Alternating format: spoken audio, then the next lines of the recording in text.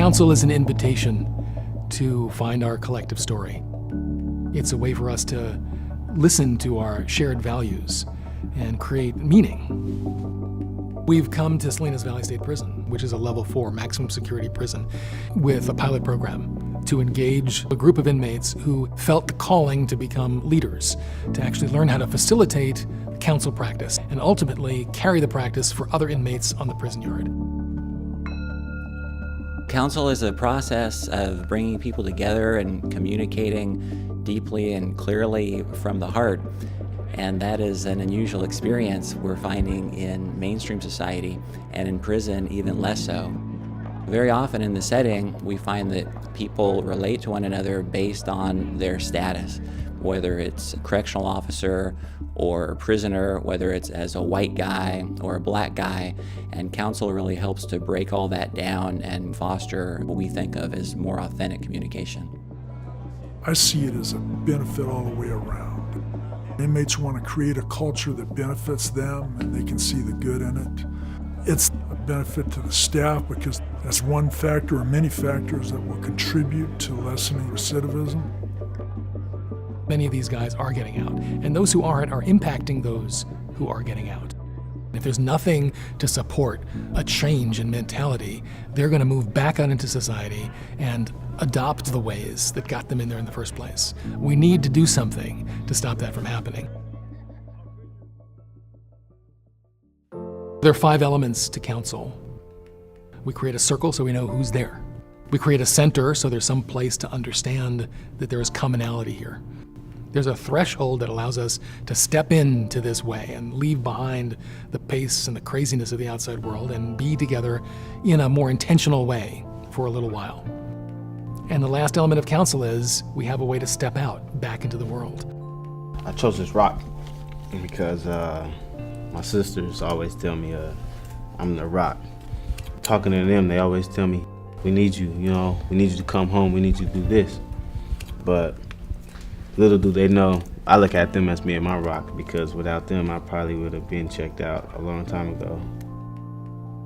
I used to look at mistakes in a way as a real bad things. But I start to understand more and more in life, like things happen that you may get better. Instead of my dad being my biggest influence, which I wish he would have, I wish he was more involved in my life, but I have to give that to my father-in-law, and rest in peace. To hear grief that you're carrying and haven't accessed come through the words of somebody else and all of a sudden resonate just opens your heart. There's so much that I have lost. I lost my dad, I lost my grandma, I lost 2 of my aunts, I lost my freedom. I know how to lose, I guess. And to lose something, it's hard. To understand it, it's harder.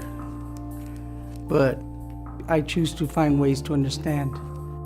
As people relate their experiences to one another, in that process, there's a great deal of introspection. And the introspection leads to questioning how I behaved in the past and how I might make different kinds of choices in the future. I think anytime you know that you're listened to, appreciate and understand each other a little bit more, I think your chances for resolve are much higher. And I think that's what Council does.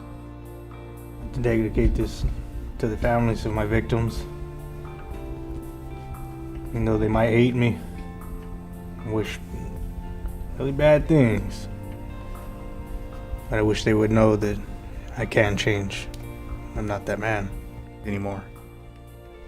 I lost somebody close to me not too long ago, and the best thing for me to do was be with my brothers, because if I wasn't able to be around them, there would have been a victim that I would have took their life to fill that void of what was taken from me. And the way I deal with that now on a daily basis is to keep myself around positive people. not be around negativity, come to groups like this, and to always remember her in my heart. Every day I'm gonna have to live with the fact that not only the life that I took my life from my children, my wife, my mother, my father. These are actions I have to live with forever. So in a way, I'm glad I'm here. Thankful even at times. Because I have brothers here, new brothers, that I know I can lean on now.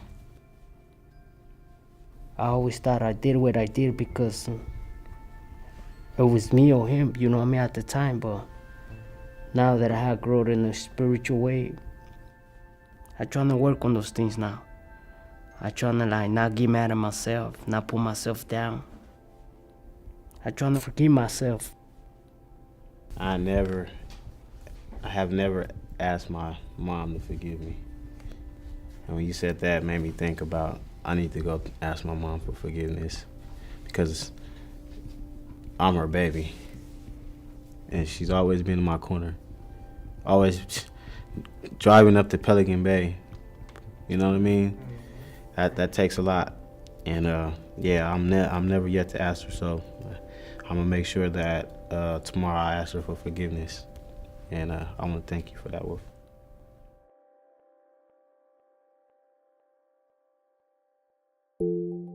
This work is incredibly powerful.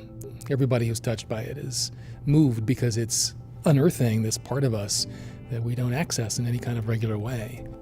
It is important to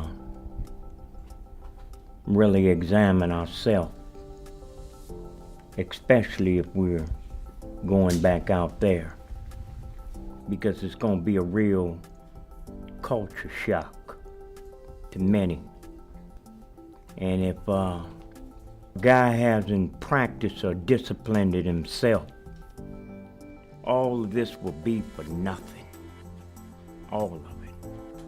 This is the last shot. Those who move from this prison out into the world will have tools and will become part of a system that is supporting reintegration on the outside. We have a network of community-based organizations and faith-based organizations that are holding this practice and receiving these men who've paid their debt and are moving back into society.